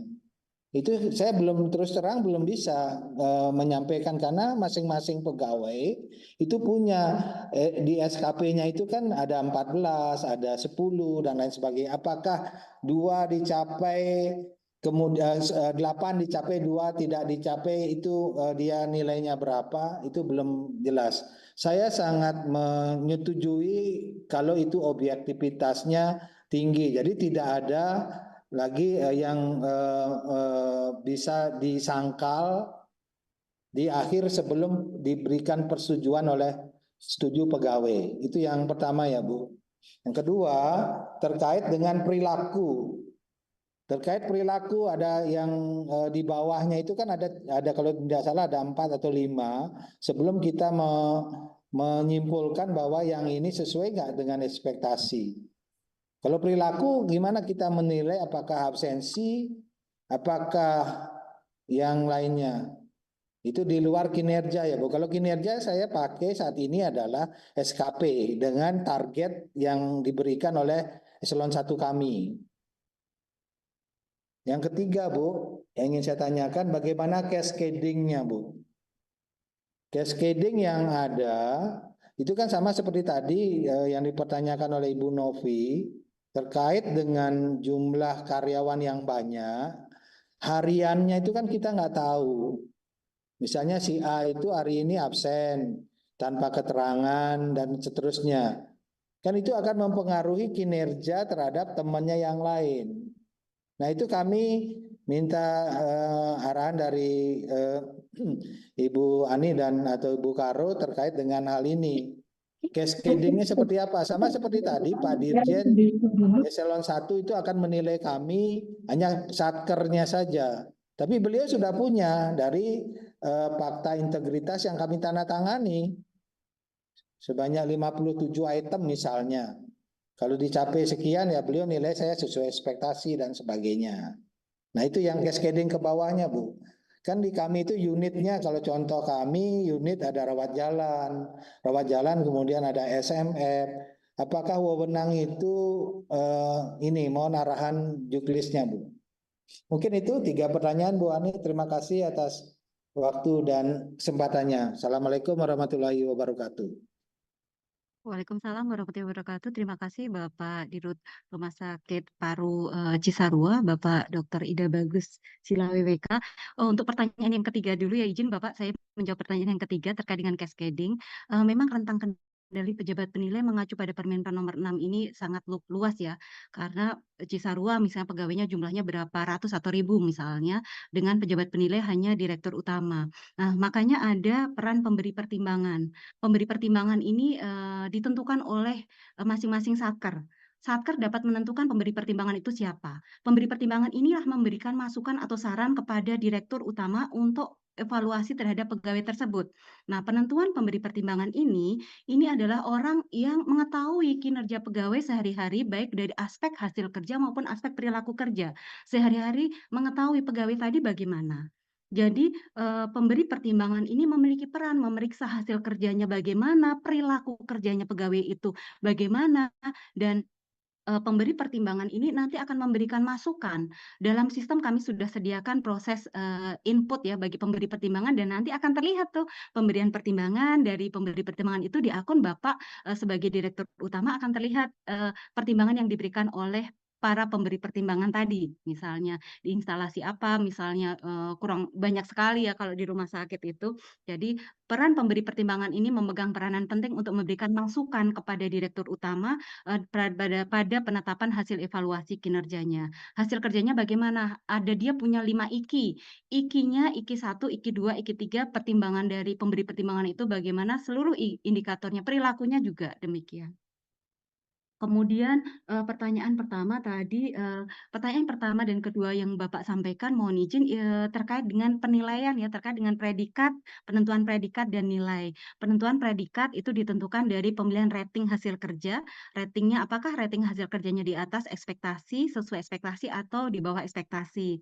Penentuan rating hasil kerja ini merupakan kesimpulan dari keseluruhan IKI yang dimiliki oleh pegawai tadi. Jadi misalnya pegawai tadi memiliki 10 IKI, kesimpulan dari capaian 10 IKI itu apakah ini dilihat di atas ekspektasi, ini dinyatakan di atas ekspektasi, sesuai atau di bawah. Misalnya ada 3 yang sesuai ekspektasi, ada 3 yang memenuhi target sesuai timeline saat ini, ada yang melebihi capaiannya sudah melebihi ekspektasi Bapak, ada 5 misalnya. Jadi bisa disimpulkan misalnya di atas secara keseluruhan di atas ekspektasi, tapi belum tentu misalnya ada 1 IKI yang capaian di bawah itu mesti di bawah ekspektasi. Jika ternyata IKI tersebut bukan suatu hal yang prioritas misalnya. Jadi penentuan rating itu dari kesimpulan seluruh IKI, demikian juga penentuan rating perilaku kerja dari kesimpulan keseluruhan aspek perilaku kerja mengacu pada core value ASN dan akhlak. Sebenarnya sebagai pimpinan unit kerja Bapak bisa menetapkan ekspektasi khusus terkait perilaku. Jadi misalnya pada aspek berorientasi pelayanan, Bapak sebagai pimpinan unit kerja menetapkan ekspektasi khusus untuk seluruh pegawai di Rumah Sakit Paru Gunawan Cisarua harus berperilaku senyum, sapa, salam misalnya. Itu ekspektasi khusus pimpinan. Bapak bisa itu menjadi salah satu yang harus menjadi mandatori seluruh pegawai lakukan. Demikian juga di aspek yang lain, tetapi itu tidak wajib, jadi bisa diperkenankan, bisa tidak. Nah, penentuan perilaku memang dari rating perilaku yang ditetapkan oleh pejabat penilai. Apakah secara keseluruhan ratingnya bagaimana? Apakah secara keseluruhan rating hasil kerjanya di atas ekspektasi, sesuai ekspektasi, atau di bawah, sehingga akan menempatkan pegawai tersebut pada kuadran predikat kinerja yang mana. Memang dalam Permenpan nomor 6 ini proses evaluasinya lebih kualitatif ya, kalau dibandingkan dengan evaluasi kinerja mengacu pada Permenpan nomor 8 yang di sana ada pembobotan, ada nilai tertimbang, dan lain-lain, sehingga ada angka. Kalau di evaluasi kinerja mengacu pada Permenpan yang saat ini masih diterapkan bagi seluruh ASN di Indonesia, memang proses evaluasinya lebih menekankan bagaimana pimpinan memberikan umpan balik kepada pegawai agar pegawai mengalami perkembangan atau perbaikan kinerja. Nah, terkait dengan target-target juga, misalnya dari cascading, apakah targetnya 80, dia tercapai 82, tetapi indikator yang lain bagaimana, sehingga pegawai tadi bisa disimpulkan hasil kerjanya apa gitu. Nah, terkait dengan nilai misalnya, nilai itu memang dilakukan di Kementerian Kesehatan, kebijakan Kementerian Kesehatan untuk membedakan pegawai satu dengan pegawai yang lain. Misalnya ada pegawai yang dinyatakan sangat baik, itu misalnya predikat sangat baik jumlahnya ada 20. Dari 20 orang itu akan dibandingkan mana sih lebih baik satu dengan yang lain, sehingga yang lebih baik tentu memiliki nilai yang lebih tinggi dari rentang 120 sampai dengan 110 untuk rentang predikat sangat baik. Begitu juga dengan rentang predikat baik yang ada di rentang 90 sampai dengan 109. Jadi penentuan nilai ini memang judgment approach ya, lebih bersifat judgment, lebih bersifat memang bernilai subjektif, mohon izin Bapak, untuk evaluasi kinerja periodik triwulan, bukan periodik aja ya, periodik maupun akhir yang diterapkan sekarang ini memang bersifat subjektif. Untuk mengurangi subjektivitas ini, maka perlu dilakukan kalibrasi. Jika memang ada misalnya di Rumah Sakit Cisarua ada pemberi pertimbangan jumlahnya 10 misalnya, 10 orang itu 10 pemberi pertimbangan bisa disamakan persepsinya nih untuk terkait dengan evaluasi untuk pegawai di Rumah Sakit Cisarua. Contohnya kami juga melakukan kalibrasi ini untuk menyamakan seluruh pemberi pertimbangan di Biro SDM. Kalau Biro SDM nggak terlalu banyak ya Bapak, pemberi pertimbangan cuma 8 atau 7, itu kita menyamakan persepsi untuk melakukan pemberian pertimbangan dan evaluasi terhadap pegawai-pegawai di masing-masing tim kerja. Demikian Bapak. Ibu, terima kasih. Bisa kami tindak lanjuti untuk tim trimester 2 ini. Terima kasih, Bu. Terima kasih Bapak. Selanjutnya tadi Bu Nur Hayati sudah ya, mohon izin kami skip dulu Bu Nur Hayati karena tadi sudah. Jadi kami memberikan kesempatan ke yang lain, Mbak. Izin karena tadi sudah pertanyaannya kami memberikan yang lain kesempatan tadi. ke satker yang lain dari RSTM, silahkan. Mbak izin, yang pertanyaannya itu berbeda sama pertanyaan tadi. Tadi penyampaiannya itu nanti yang Excel-nya itu diupload di akun Ekin Direktur, tapi aku lihat di akun ini belum ada atau baru mau dimasukkan ya, yang pemeringkatan tersebut. Tadi sudah kami sampaikan Bu, hari ini akan kita up. Memang belum, hari ini akan kita up. Jadi nanti masing-masing akun kepala unit kerja akan ada menu evaluasi, kemudian ada seperti yang tadi sudah saya sampaikan ya, itu sudah jelas tadi disampaikan bahwa itu akan dilakukan ekspor data, ada menu ekspor data dan ada menu unggah. Silahkan dari RSCM. Ya Bu Anik, makasih. Mau Ibu apa aku? Ya dia Bu Anik. Bu Anik, punten kami ingin bertanya untuk nggak apa-apa bukan ini kok. Untuk mereka kan tadi kita udah mengelompokkan. Apakah pengelompokannya itu kita harus memperhatikan yang sudah dinilai di triwulan 1 atau kita boleh karena tidak ada pedomannya ya, jadi kami boleh menyusun pedoman sendiri dari Satker untuk kami bisa mengelompokkan tadi kelompok 1, 2, dan 3. Kenapa? Karena kalau misalkan kami nggak punya pedomannya, ini ketika pegawai bertanya tentu akan bingung ya, subjektivitasnya akan sangat tinggi. Kemudian itu yang pertama Bu Ani, apakah kami boleh menyusun pedoman sendiri untuk pengelompokan tersebut. Kemudian yang kedua, apakah memungkinkan bila ternyata ketika sudah kami mungkin hampir sama dengan yang tadi ya, yang ketika kita sudah mengelompokkan mereka ada di bawah kelompok 3 misalkan yang di bawah rata-rata, tapi ternyata hasil kinerjanya, predikat kerjanya berada di baik atau sangat baik seperti itu, ataupun sebaliknya. Begitu Bu Anik, terima kasih banyak. Baik, terima kasih Bu Diah dari Rumah Sakit Cipto Mangunkusumo. Untuk pengelompokan itu adalah otoritas dari pimpinan unit kerja. Jadi dibebaskan kepada pimpinan unit kerja karena kalau kita batasi lagi dengan terlalu saklek tadi sudah disampaikan oleh Bu Karo, nanti akan jadinya seperti yang kemarin-kemarin semuanya baik-baik saja. Jadi untuk pengelompokan ini diberikan otoritas penuh kepada pimpinan unit kerja untuk melakukan pengelompokan. Mana yang dipandang di atas ekspektasi sesuai bukan di atas mana yang dilihat di atas rata-rata, kemudian sesuai rata-rata dan di bawah rata-rata. Jadi cuma pengelompokan 3 saja dan lakukan pemeringkatan dalam setiap kelompok tersebut. Itu otoritas pimpinan unit kerja. Dipersilahkan Bu Diah. Kemudian jika ada missing link tadi, nanti akan jadi bahan analis. Kenapa ini? Apakah ternyata, oh dia mestinya targetnya, apakah dia penyusun perencanaan kinerja ini perlu dikritisi nih? Karena targetnya tercapai, jangan-jangan karena bikin targetnya ini, oh biar bisa tercapai. Kita tidak bisa pungkiri, itu memang terjadi nih. Biar bisa tercapai, maka targetnya dibuat aja segini gitu. Misalnya demikian. Itu jadi bahan analisis, bahan evaluasi nanti perbaikan. Karena dari hasil kinerja yang dilihat oleh Satker, dia di bawah rata-rata, tetapi kok dilihat dari ini ternyata dia capaiannya seperti ini. Ini bahan analisis, bahan evaluasi untuk perbaikan ke depan. Demikian Bu Diah. Ya, baik, cukup. Terima kasih Bu Anik. Terima kasih. Dari Rumah Sakit Wahidin, dipersilahkan Bu Farida. Baik, terima kasih. Assalamualaikum warahmatullahi wabarakatuh, Bu Ani. Waalaikumsalam warahmatullahi wabarakatuh. Bisa kedengaran, Bu Ani? Ya, kedengaran Bu, dipersilahkan. Pertanyaan pertama tadi ini sangat erat kaitannya dengan pertanyaan ketiga tadi. Terputus suaranya Bu Faridah ya, atau saya saja yang terputus? Bu Faridah, suaranya terhenti.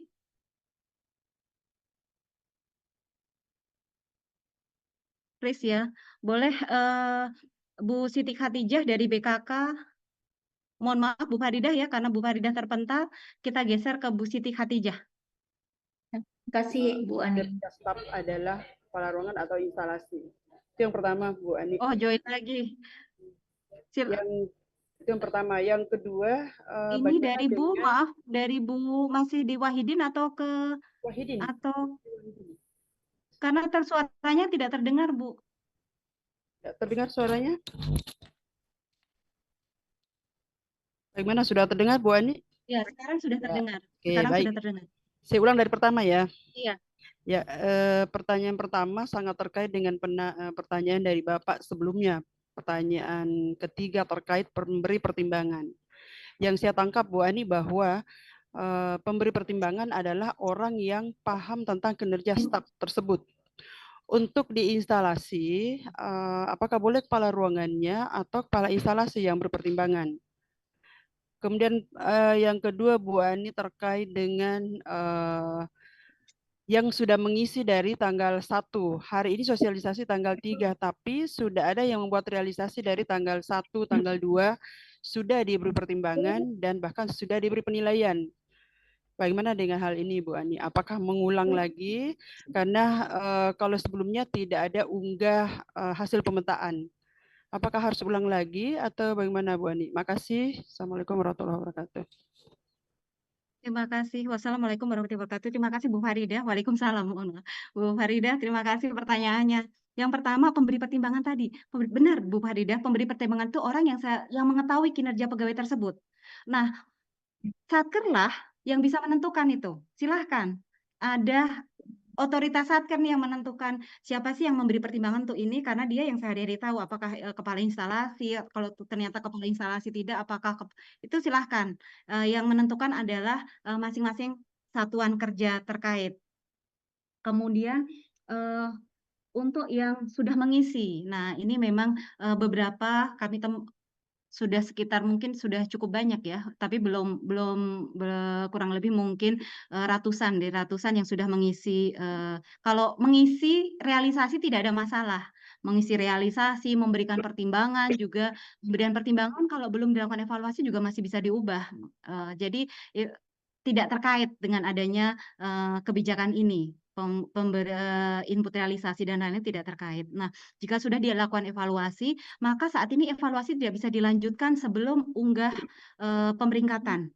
Jadi evaluasi tidak bisa dilanjutkan, misalnya sudah mengevaluasi 100 pegawai, proses evaluasi pegawai berikutnya tidak bisa dilakukan sebelum mengunggah pemeringkatan dan pengelompokan tadi. Nah, kemudian Bapak Ibu bisa melanjutkan proses evaluasi maupun proses evaluasi setelah menyelesaikan pengelompokan dan pemeringkatan tadi. Jadi silahkan unduh dulu, kemudian dilakukan pengelompokan pemeringkatan, unggah, baru pejabat penilai bisa melanjutkan proses evaluasi. Nah, misalnya ada pertanyaan, misalnya ada yang terdampak nih, misalnya ya ada yang terdampak dari ini begitu dilihat lagi ternyata perlu perubahan gitu ya dari hasil evaluasinya. Hasil evaluasi oleh pejabat penilai kinerja masih bisa diubah sepanjang pegawai belum setuju. Jadi sepanjang pegawai belum memberikan respon persetujuan, statusnya masih menunggu, itu pejabat penilai masih bisa memberikan perubahan terhadap umpan balik maupun proses evaluasi. Yang sudah persetujuan, Bu Ani, bagaimana? Nah, jika memang sudah ada yang persetujuan dan ternyata memang memerlukan proses revisi, misalnya silahkan bersurat. Jika memang ternyata perlu memerlukan proses revisi, silahkan bersurat, masih dalam masa evaluasi ini ya. Jadi silahkan bersurat agar nanti kami akan dari tim admin di Biro OSDM akan membantu untuk pejabat penilai agar bisa melakukan revisi terhadap hasil evaluasinya. Berarti ada kemungkinan memang sudah sesuai. Kalau sudah sesuai tidak usah ajuan. Ya. Kalau sudah sesuai, ya, karena memang sebenarnya tidak berhubungan langsung antara pemeringkatan ini dengan proses evaluasi ya, tidak berhubungan langsung. Mungkin memang ada yang akan terdampak begitu dilihat lagi. Jika memang terdampak silahkan bersurat, tetapi jika tidak terdampak berarti tidak masalah. Tidak perlu diulang lagi maksudnya. Apakah Bu Faridah terputus lagi ya?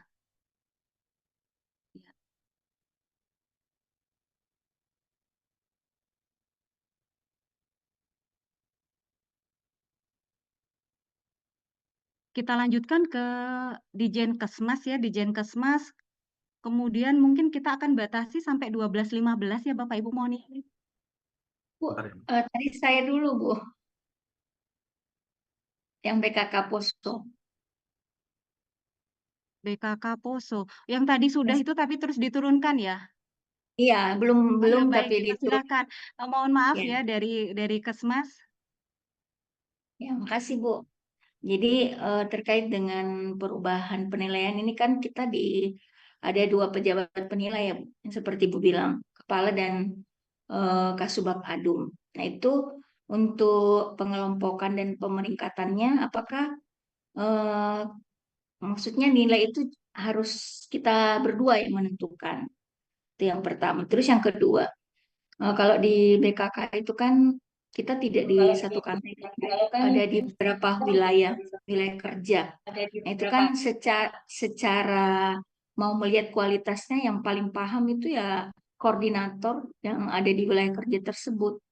Ya, kalau mungkin di induk ya mungkin saya bisa melihat, tapi kalau di wilayah kerja kan otomatis yang punya tanggung jawab ya kepala wilkernya. Nah, itu apakah bisa menjadi bahan pertimbangan saya pada saat pengelompokan ini dari adanya jadi saya meminta yang misalnya mungkin setiap kepala wilker itu menurut mereka siapa yang tergolong di atas rata-rata atau rata-rata dan di bawah rata-rata. Gimana Bu? Makasih. Baik, Bu Siti Khatijah, terima kasih dari BKK Poso. Untuk pengelompokan dan pemeringkatan ini dilakukan oleh pimpinan unit kerja. Jadi Kepala BKK Poso yang melakukan pengelompokan dan pemeringkatan. Dalam hal Kepala BKK memerlukan pertimbangan misalnya dari Kepala Wilker, dari Kasubag Adum dipersilahkan pertimbangan disampaikan, tetapi otoritas untuk melakukan pengelompokan dan pemeringkatan adalah pimpinan unit kerja terhadap seluruh pegawai di unit kerja tersebut. Kemudian Nah, tadi terkait juga dengan pemberian pertimbangan, silahkan. Monggo saja Bapak Ibu, pemberian pertimbangan itu adalah kewenangan dari pimpinan unit kerja untuk menentukan siapa sih pemberi pertimbangan di Satker ini yang dia benar-benar mengetahui kinerja pegawai-pegawai yang akan dinilai tersebut. Sehingga bisa memberikan masukan yang real kepada pejabat penilai. Karena kan peran pemberi pertimbangan ini membantu pejabat menilai untuk melakukan pemantauan terhadap kinerja baik hasil kerja maupun perilaku kerja pegawai tersebut. Silakan dapat diatur oleh masing-masing unit kerja terkait. Makasih Bu Ani. Terima kasih Bu. Kemudian dari Dijen Kesmas dipersilahkan Pak Wahyudi. Baik, terima kasih Bu Anik atas waktu yang diberikan. Mohon izin Bu, terkait pemeringkatan ini Bu, tadi kalau tidak salah yang sudah disampaikan oleh Ibu Karo, apabila ada pegawai yang masuk kategori di atas rata-rata maupun di bawah rata-rata ya Bu, itu tidak serta-merta nanti di SKP-nya, misalnya di bawah rata-rata nih Bu kelompoknya. Apakah pegawai tersebut itu nanti masuk di bawah butuh perbaikan atau boleh masuk di kriteria baik tapi mungkin nilainya di nilai 90. Itu yang pertama Ibu. Untuk yang kedua Bu terkait kalibrasi tadi, setelah dilakukan pemeringkatan tadi kan dari Ibu Karo menyampaikan dilakukan kalibrasi antar unit kerja Bu. Nah mohon izin Bu, untuk kalibrasi ini apakah wajib atau misalnya setelah Kepala Satuan Kerja ini membuat pemeringkatan itu langsung mengupload di kinerja. Terima kasih Bu. Terima kasih Pak Wahyudi. Nah tadi sudah disampaikan Bu Karo ya bahwa tidak serta-merta yang misalnya dia berada pada kelompok 3 itu nilainya butuh perbaikan kurang atau sangat kurang, tidak serta-merta. Ini kenapa dilakukan pengelompokan ini untuk mengurangi kekhawatiran ya, karena kan jika diberikan ini gini, jika diberikan ini yang selama ini terjadi, sehingga tidak terpetakan nih siapa sih yang pegawai low performance nih sebenarnya di unit kerja tersebut. Dari hasil evaluasi kinerja maka sesuai dengan arahan Pak Menteri dilakukan pengelompokan ini. Ada pengelompokan kelompok 1, 2, dan 3. Jadi tidak serta-merta, tetapi seandainya dilihat dalam satu unit kerja tersebut akan kelihatan nih, ya misalnya dia peringkatnya paling bawah, tentu dia bukan masuk yang baiknya, bukan yang baik yang nilainya berapa ya, tapi mestinya di papan bawah juga gitu. Mestinya sih, tapi kalau ada missing link ya nanti akan jadi bahan analisis, bahan evaluasi itu kenapa seperti itu.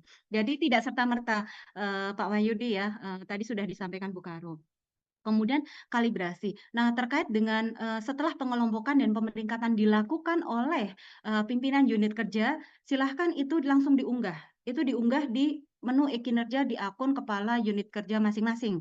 Nah, dalam hal dilakukan kalibrasi itu nanti ya silahkan berproses masing-masing jika memang misalnya kantor pusat di Jenkesmas mau melakukan kalibrasi antar direktorat 1, 2, 3, 4, 5 misalnya itu silahkan dengan UPT dipersilahkan. Tetapi itu tidak menghambat proses yang saat ini berjalan dalam evaluasi kinerja periodik triwulan 2 ini. Jadi pengelompokan pemeringkatan ini dilakukan oleh pimpinan satuan kerja. Setelah selesai dilakukan pengelompokan pemeringkatan silahkan diunggah melalui akun e-kinerja pimpinan unit kerja sehingga proses evaluasi bisa dilanjutkan. Demikian Pak Wahyudi.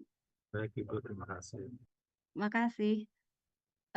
Yang terakhir mungkin ya mohon maaf dari Rumah Sakit Pusat Otak.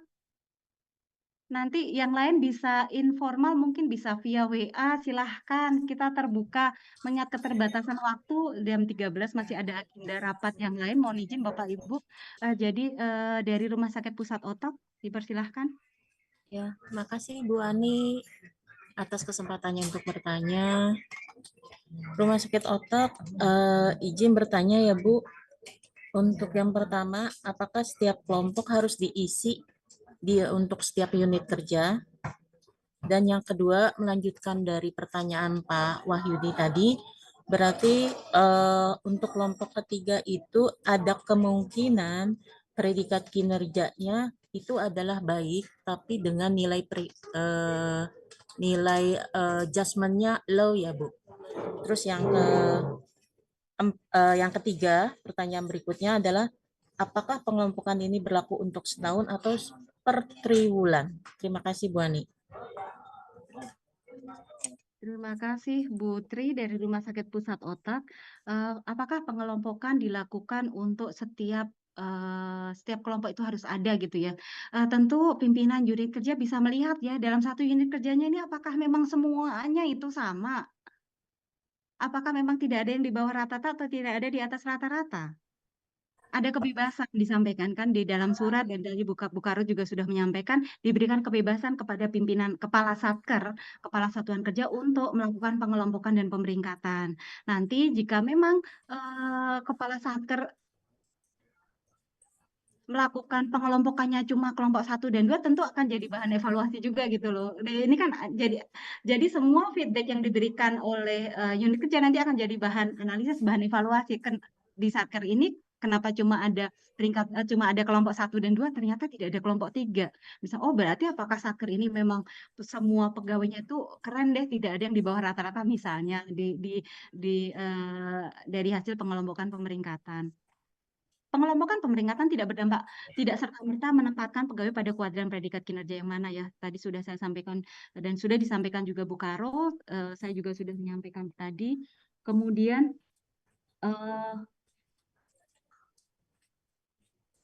tadi sudah ya Bu Tri ya. Saya masih ada yang miss apa ya? Yang ketiga. Kenapa? Yang ketiga Bu Ani. Ya, itu dilakukan setiap triwulan. Oke. Setiap triwulan.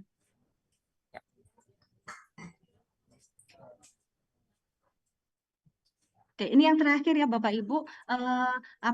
Saya akan minta bantuan untuk mungkin simulasi, Mas Sigit, apakah dimungkinkan ya simulasi contoh ekspor dan unggah? Bisa Bu, bisa Bu.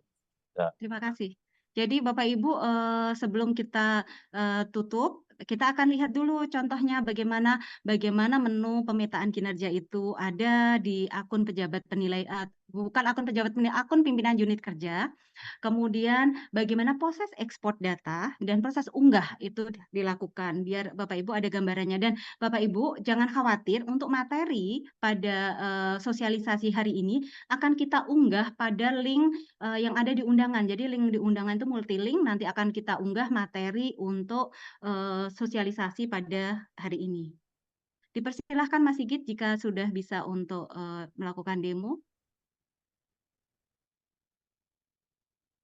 Baik, izin saya ini kan saya saya coba loginnya pakai akun pimpinan ya. Jadi bukan akunnya akun saya.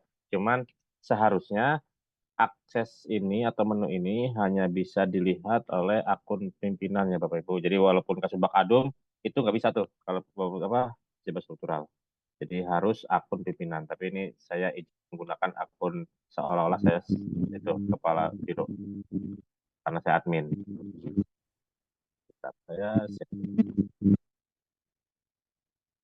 sejak bulan Juli tahun lalu. Jadi nah ini, belum muncul. Nah ini Bapak Ibu. Jadi nanti Bapak Ibu menggunakan akun kinerja pimpinan, bukan menggunakan akun kinerja pimpinan, saya suka tukar-tukar nih, bisa dipakai pimpinan. Jadi nanti di menu evaluasi kinerja ada satu submenu baru. Ini sekarang kita kasih bling-bling ya, tapi sebulan lagi hilang. Jadi ada menu namanya pemetaan kinerja. Nah, tahapan ini dilakukan tadi seperti yang Bu Anik Bukaru sampaikan, tidak terkait dengan proses evaluasi, tapi menjadi mandatori gitu ya. Jadi kalau misalnya contoh ya, saya mau mengevaluasi pegawai di bawahnya Bukaro misalnya, ini misalnya Bukaro mau mengevaluasi pegawai di bawahnya Bukaro, tapi belum dilakukan pemetaan, nanti akan ditolak, tidak bisa. Ini contoh saya coba, nah ini ada status merah ya. Jadi harap unggah hasil pemetaan dulu. Jadi tidak bisa untuk proses evaluasi kalau belum diunggah. Ini saya coba contohkan Pauli deh. Ini Pauli kita saya coba buat ya. Jadi nanti Bapak Ibu masuk ke menu pelaksanaan kinerja dulu ya. Ya. Kita pilih 2024. Nah, jadi yang pertama kali dilakukan adalah kita download dulu formatnya. Ini di triwulan 3 itu kita kosongkan karena memang baru dimulai di triwulan 2. Jadi triwulan 3. Triwulan 1 kita kosongkan karena memang baru dimulai di triwulan 2. Nah, Bapak Ibu mulai dari triwulan 2 ya. Kita ekspor dulu datanya. Ini adalah data pegawai atau daftar pegawai yang ada di unit kerja Bapak Ibu sekalian. Jadi kalau yang jumlahnya 2.000 ya betul banyak 2.000. Ya, kita download. Nanti muncul nih. Muncul. Nah, ini akan muncul daftar nama pegawai yang ada di bawah unit kerja Bapak Ibu. Nanti kita sorry nggak muncul ya. Saya matiin dulu Belum deh. muncul. Excel-nya nggak muncul Bu ya? Belum. Nah, gini. Jadi kita download, nanti setelah di-download akan terbentuk satu file Excel, Bapak Ibu, akan terbentuk satu file Excel, itu isinya adalah daftar pegawai yang ada di unit kerja Bapak Ibu semua. Nah, ini adalah contoh yang di row 1. Ini nanti, ini udah otomatis muncul, ini nama, mohon diabaikan saja ya, mohon diabaikan saja Bapak Ibu. Jadi 3 kolom ini diabaikan saja, maksudnya bukan diabaikan, jangan dirubah gitu ya. Dirubah, kemudian baru kita isi kolom yang keempat, yang E dan yang F. Nah, ini kita misalnya, sorry ini saya hapus aja semua, saya sisakan yang Mas Pauli aja. Jadi Bapak Ibu, untuk proses ini bisa nyicil ya Bapak Ibu. Yang nyicil itu nggak harus semuanya dulu, misalnya 1.000 dulu, kalau yang banyak nih ya 1.000 dulu, atau 200, 500 dulu. Tapi kalau misalnya bisa langsung keseluruhan, itu akan lebih baik. Karena sistem akan memeriksa supaya tidak terjadi duplikasi peringkat di kelompok yang sama gitu. Jadi kalau misalnya nanti dilakukan bertahap, itu potensi samanya besar, sehingga nanti Bapak Ibu harus mengulang lagi. Jadi kalau misalnya ada satu saja yang sama, sistem akan nolak nih.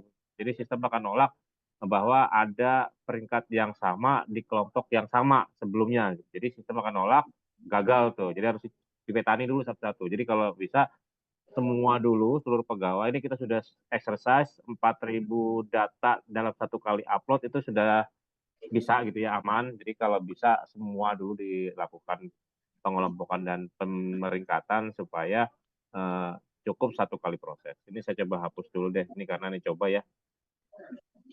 Atau sorry deh, ini kita coba semua aja deh biar kita demonstrasi. Nanti kita hapus ulang yang PSDM. Ini misalnya K2 semua ya, atau K1 di paling atas, ada 2 orang. Dengan urutan 1, 2, 3. Nanti semuanya yang hanya kedua. Tapi ini contoh aja ya, biar cepat aja.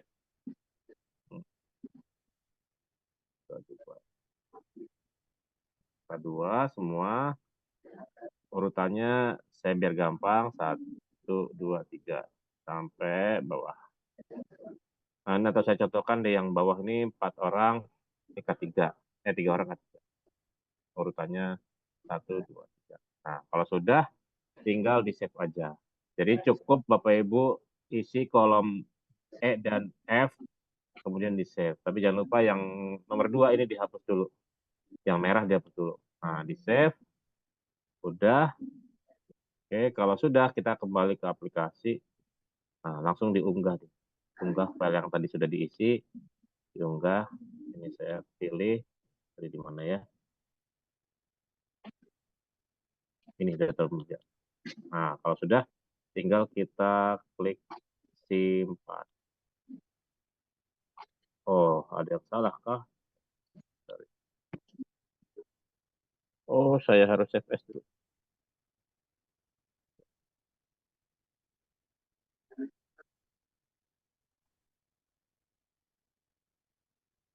Bentar, saya mati settingnya.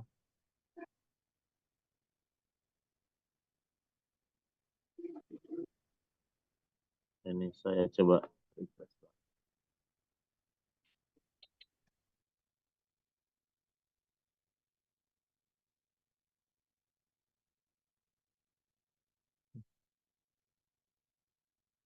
Mana datanya? Nah, ini Bapak Ibu ya, saya coba udah bersihin nih. Saya rapihin, udah saya tutup, saya simpan. Kemudian saya masuk lagi ke aplikasi.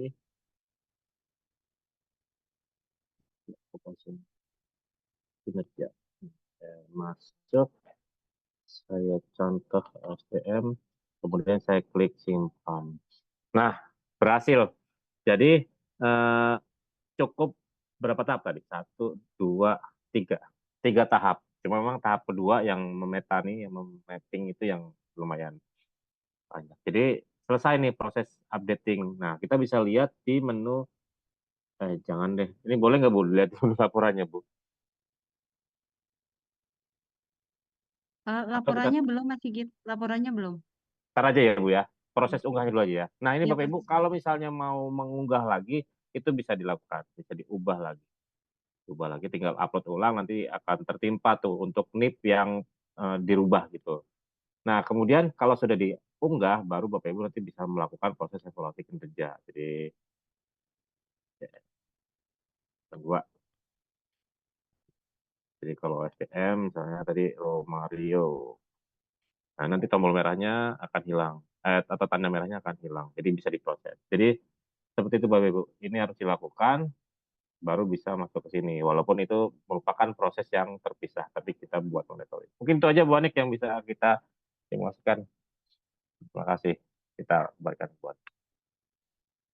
Baik, terima kasih Bapak Ibu sekalian. Tadi ada pertanyaan di menu chat, kurang lebih ada satu pertanyaan, apakah yang diunggah itu dalam file Excel, yang diunggah dalam file Excel ya Bapak Ibu, agar itu bisa masuk ke dalam database ini.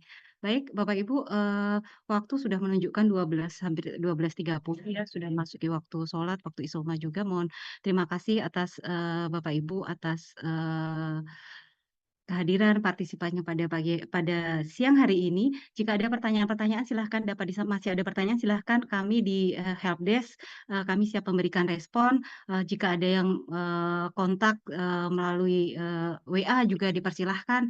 Kami siap untuk berkomunikasi di luar forum virtual meeting ini.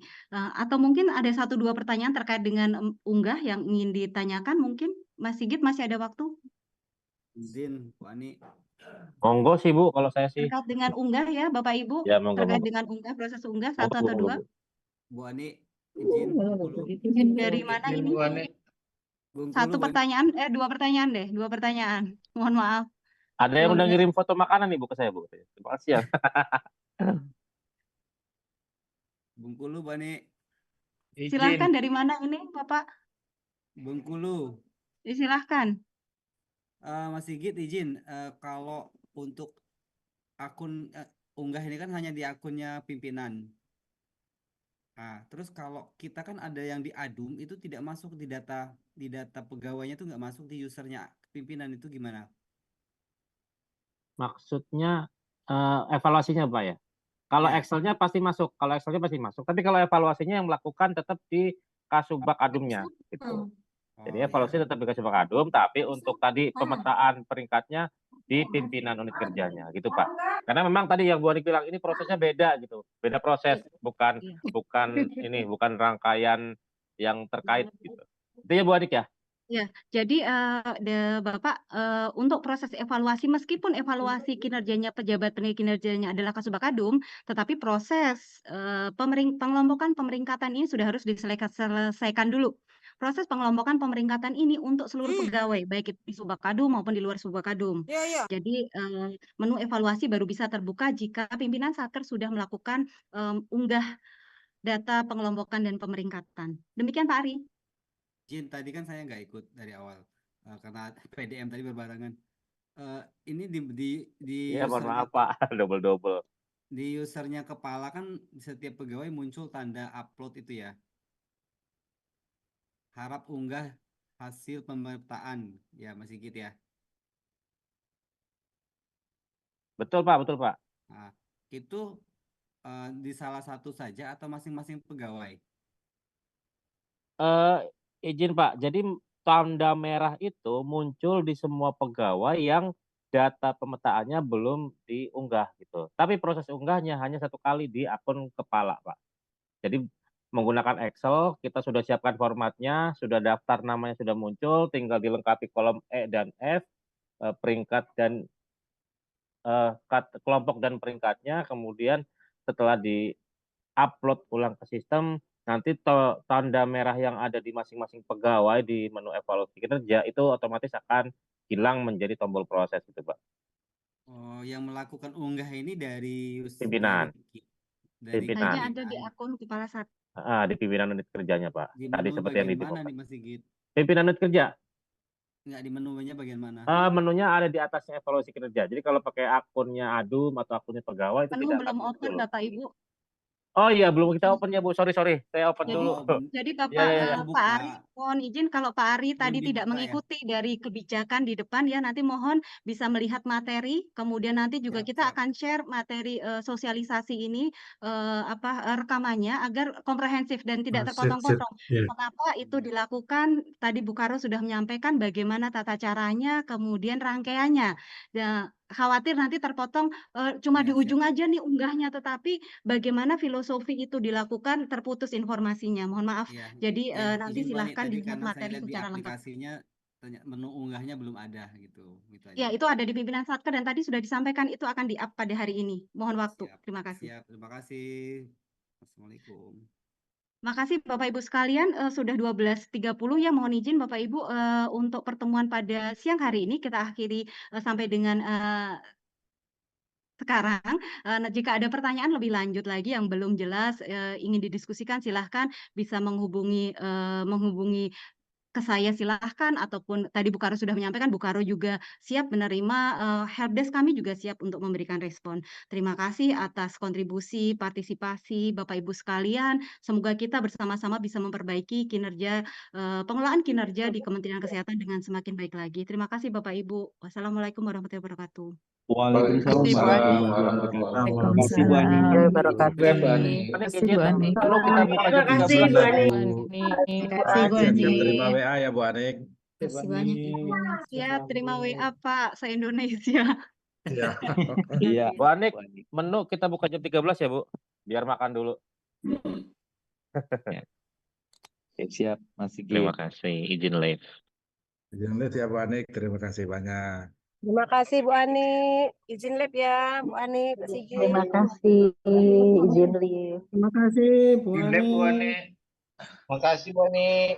Izin Bu Ani. Pak Sigit, terima kasih. Terima kasih.